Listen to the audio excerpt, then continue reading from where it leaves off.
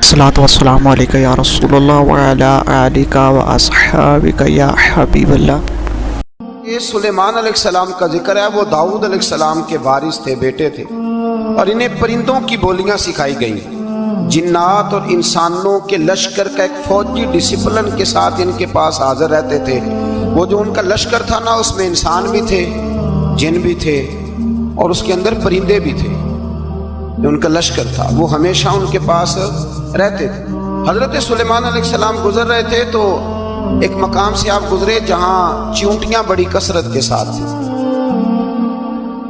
تو ایک چیونٹی جو ان چیونٹیوں کی سردار تھی، ان چیونٹیوں کی بڑی تھی، اور مفسرین کرام نے یہ بھی لکھا ہے کہ وہ تھی بھی، ایک آنکھ اس کی کوئی نہیں تھی، ایک ٹانگ اس کی کوئی نہیں تھی، لیکن اس حال میں بھی وہ چیونٹی جو تھی وہ چیونٹیوں کی قیادت کر رہی تھی۔ تو حضرت سیدنا سلیمان علیہ السلام کا لشکر جب وہاں سے گزرا تو وہ کہنے لگی یا ایھا النمل ادخلوا مساکنکم، کہنے لگی چیونٹیوں اپنے بلوں میں گھس جاؤ، کہیں ایسا نہ ہو کہ سلیمان علیہ السلام کا لشکر بے دہانی میں، سلیمان کا لشکر توجہ نہ کرے اور تمہیں پاؤں کے نیچے مسل دے، لہذا اس طرح کرو کہ تم اپنے اپنے بلوں میں گھس جاؤ۔ حضرت سلیمان ابھی 3 میل دور تھے، تمام مفسرین نے لکھا ہے 3 میل دور تھے، تو وہاں سے چیونٹی بول لی تو قرآن کہتا ہے کہ حضرت سلیمان اس کی بات سن کے ہنس پڑے، فتبسم ضاحکا، آپ اس کی بات سن کے ہنس پڑے۔ تو اللہ تبارک و تعالیٰ نے اس بات کا ذکر قرآن مجید میں فرمایا، اس پر کئی کچھ لکھا ہے۔ اسی طرح سے ایک بات اور لکھی ہے ہمارے مفسرین نے کہ حضرت سلیمان ایک دن اسی طرح نکلے، قحط پڑ گیا تھا، بارش نہیں ہوتی تھی، تو حضرت سلیمان باہر میدان میں نکلے دعا کرنے کے لیے، خشک سالی تھی۔ تو جب آپ گئے تو ایک چیونٹی اپنے پر پھیلا کے دعا مانگ رہی تھی، تو رب کریم نے فرمایا سلیمان آپ واپس چلے جائیں، بارش آ جائے گی پر آئے گی چیونٹی کی دعا پہ۔ تو حضرت سلیمان نے عرض کی مولا میں بھی تو اتنا لشکر لے کے آیا ہوں نا، تو چلو ہمیں بھی دعا کر لینے دے، تو چیونٹی کی دعا بھائی برسا دینا پر دعا کر لینے دے۔ فرمایا نہیں آپ واپس جائیں، دعا نہ مانگیں۔ یا اللہ کیوں؟ فرمایا چیونٹی کا دل ٹوٹ جائے گا، وہ تو کہے گی کہ یہ سلیمان کے لشکر دعا پہ پھر بارش آئی ہے، تو آپ نہ کریں تاکہ اس کے دل میں یہ بات رہے کہ نہیں میرے رب نے میری دعا پہ بارش فرمائی۔ آپ جائیں، آج بارش آئے گی پر آئے گی چیونٹی کی دعا پہ۔ تو جو چیونٹی بارش کی دعا کرے قوم کے لیے، اللہ اگر اس کا ذکر قائم رکھتا ہے تو جو اپنی قوم کے لیے ہدایت کی دعا کرے، اور کبھی کبھی گردن جھکا کے دیکھا کرو کہ دل میں رسول اللہ کی امت کا درد کتنا، اگر کہیں حضور کی امت کا درد ہے تو پھر انشاءاللہ ذکر قیامت تک باقی رہے گا، پھر انشاءاللہ قیامت تک آنے والی نسلیں بھی آپ کا ذکر کرے گی اگر حضور کی امت کا درد سینے میں موجود ہے۔ اسی طرح سے پھر حضرت سلیمان کے لشکر میں نا ایک ہدہد نامی پرندہ بھی تھا، لشکر کا کارکن تھا پرندہ، ہدہد غائب تھا۔ تو حضرت سلیمان کہنے لگا کدھر گیا وہ ہدہد، نظر نہ آج آیا سخت سزا دوں گا، یہاں تو کوئی اچھی خبر لائے گا، چونکہ وہ ہدہد پرندہ جاتا تھا تو خبریں لا کے دیتا تھا، ورنہ سزا دوں گا۔ اتنی دیر میں ہدہد بھی آ گیا۔ تو یہ پرندے جو کارکن ہوتے ہیں بڑے سیانے ہوتے ہیں، کبھی بندہ ناراض ہو تو صحیح خبریں لے آتے ہیں، تو صحیح خبر لے کے آ گیا۔ آتے ہی آ کے بیٹھا تو اس نے حضرت سلیمان علیہ السلام نے کہا کہاں تھے؟ عرض کرنے لگا حضور میں ملک سبا گیا تھا، وہاں ایک عورت حکمرانی کرتی، اس کا نام بلقیس ہے، بہت بڑے تخت پہ بیٹھتی ہے، 80 گز اس کا تخت لمبا ہے، 40 گز چوڑا ہے، اور شاید 80 من کے 80 ٹن اس کا وزن ہے۔ تو حضور وہ سورج کو پوچھتے ہیں، حضرت سلیمان نے فوراً خط لکھا، فرمایا جا کے اسے میرا خط دے دو کہ یہاں تو کلمہ پڑھ کے ہماری فرما بردار بن جائے ورنہ تیار ہو جائے، جو اللہ کے غیر کو پوچھتے ہیں ہم ان کے خلاف جنگ کریں گے۔ وہ جب لے کے گئے نا خط، یہ حدود گیا تو وہ میٹنگ کر رہی تھی، اس کے وزیر مشیر سارے بیٹھے تھے، اس نے جا کے خط پھینک دیا ملکہ بلقیس کی جھولی میں۔ اس نے خط پڑھا تو ڈر گئی، وزیروں کو بلایا۔ حضرت سلیمان، قرآن کہتا ہے حضرت سلیمان نے کہا تھا خط پھینک کے نا تو سائڈ پہ ہو کے سننا وہ کیا کہتے ہیں، بندوں کے لیے منع ہے، پرندوں کے لیے جائز ہے، بندوں کے لیے منع ہے سائڈ پہ ہو کے سننا۔ ہاں جس کی جاسوسی کی ڈیوٹی ہو، کفر کی جاسوسی، اس بندے کے لیے بھی جائز ہے۔ تو یہاں ایک تو وہ پرندے تھے، دوسرا کفر کی جاسوسی کر رہے تھے، سائڈ پہ ہو کے سننے لگے۔ تو ملکہ بلقیس کہنے لگی اب کیا کرنا ہے، یہ خط آیا ہے۔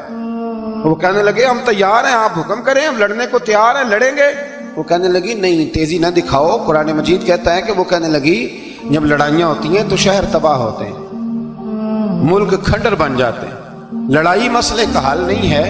انہوں نے کہا کہ میں نبی ہوں۔ ایک دفعہ آزما لیتے ہیں کہ نبی ہیں کہ نہیں، معاذ اللہ آزما لیتے ہیں۔ کہا کیسے؟ کہنے لگی تحفے تحائف بیچتے ہیں، اگر مال پر دل للچا گیا تو پھر نبی نہیں بادشاہ ہے، اور اگر مال پر دل للچایا نہ تو پھر اللہ کے کامل بن گئے۔ یہ فرق اس نے اس وقت بیان کیا۔ اس نے 500 کنیزیں، 500 غلام، بڑے شاندار لباس پہنا کے، 500 گھوڑا بڑا تگڑا، اس کے اوپر مال و اسباب رکھ کے تیاری کرا کے حضرت سلیمان کی طرف بھیجا۔ ہدہد پہلے سے خبر لے کے آ گیا حضور، اس نے یہ پروگرام بنایا ہے۔ وہ جب آیا سارا کچھ تو حضرت سلیمان دیکھ کے جلال میں آ گئے، فرمانے لگے اسے جا کے کہہ دو تو مجھے کیا تحفے بھیجے گی، میرے رب نے مجھے مالا مال فرمایا ہوا ہے، نے مالا مال کیا میرے مالک نے، جا اسے جا کے کہہ تو کیا تحفے دے گی۔ جب رب دیتا ہے تو پھر کوئی کمی نہ وہ نہیں چھوڑتا۔ بندے کیا دے سکتے ہیں، بندے تو بیچارے 10 دے کے تو 10 دن ان کی آنکھیں نہیں کھلتی۔ فرمایا مجھے اللہ نے جو دیا ہے کیا بات ہے اس کے دینے کی، تو فرمایا اسے کہو یا فرما بردار ہو کے آ جائے یا جنگ کے لیے تیار ہو جائے، ہم اسے اس کے شہر سے ذلیل کر کے نکال دیں گے۔ اس نے جا کے جب پیغام دیا تو اور ان لوگوں نے بھی آ کے بتایا کہ وہاں تو ہم عجیب منظر دیکھ کے آئے ہیں کہ جانور بھی ہاتھ باندھے کھڑے ہیں، وہاں تو جنات، سرکش جنات کھڑے، وہ بادشاہ نہیں وہ نبی ہیں۔ وہ جو 500 غلام اور 500 کنیزیں گئی تھی، حوال سنایا آ کے۔ تو ملکہ بلقیس نے پھر خط لکھا کہ میں فرما بردار ہو کے آ رہی ہوں۔ مانا کیا ہے، میں کلمہ پڑھنے کے لیے آ رہی ہوں۔ تو حضرت سلیمان نے کہا بھئی اب اس طرح کرو، ذرا فرش بچھاؤ۔ انہوں نے فرش بچھایا، اس طرح کا کہ اوپر فرش تھا، نیچے مچھلیاں تیر رہی، لگ رہا تھا دریا ہے۔ ڈیوٹی لگا دی، جنات نے بچھا دیا۔ ادھر حضرت سیدنا سلیمان فرمانے لگے اب چونکہ مان کے آ رہی ہے تو اسے اپنی نبوت کی علامتیں بھی دکھانی ہیں۔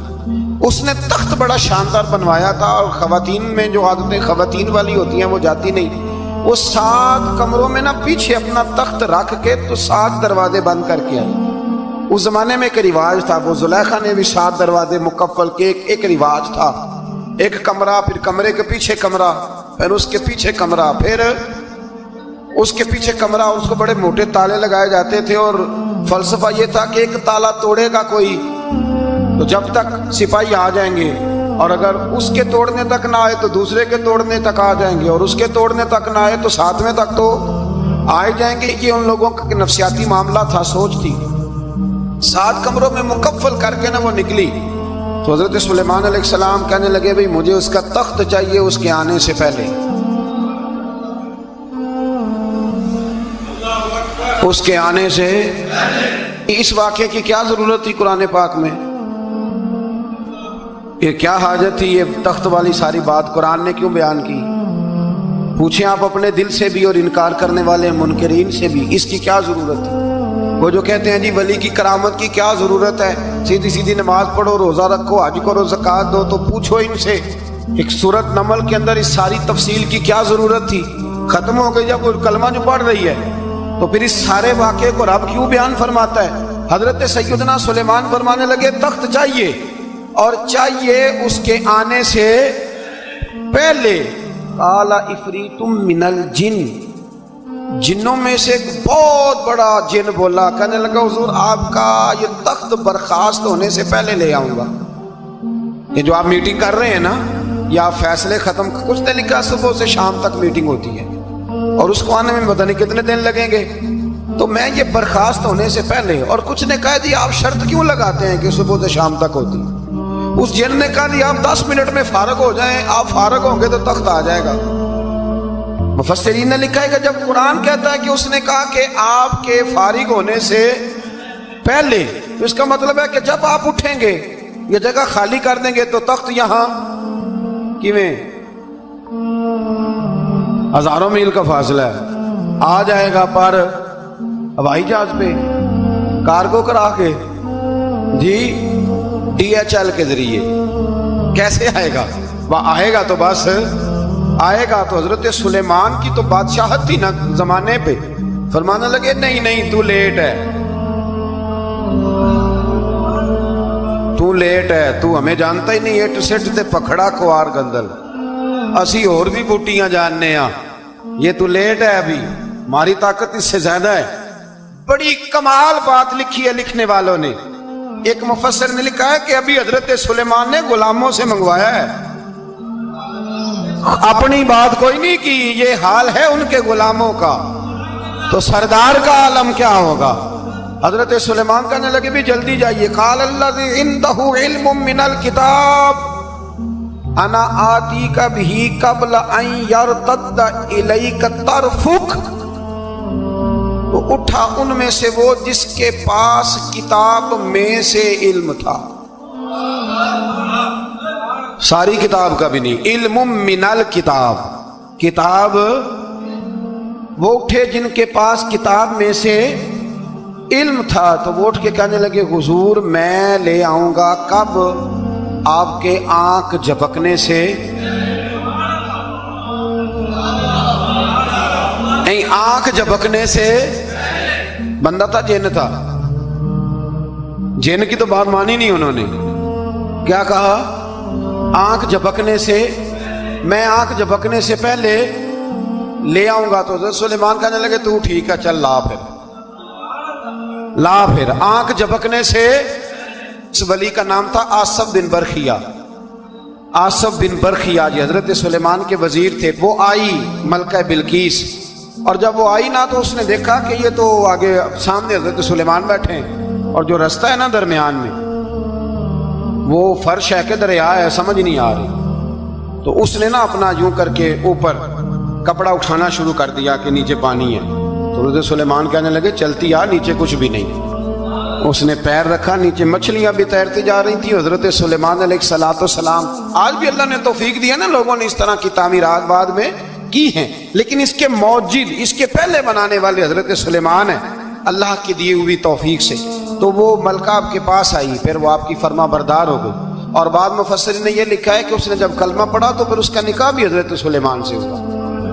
यह भी बाद लोगों ने लिखा है। तो इस सारे वाक़े को कुरान मजीद ने बयान। दोस्तों वीडियो अच्छी लगे चैनल को सब्सक्राइब, लाइक, कमेंट और शेयर करना ना भूलिएगा। जज़ाकल्लाह।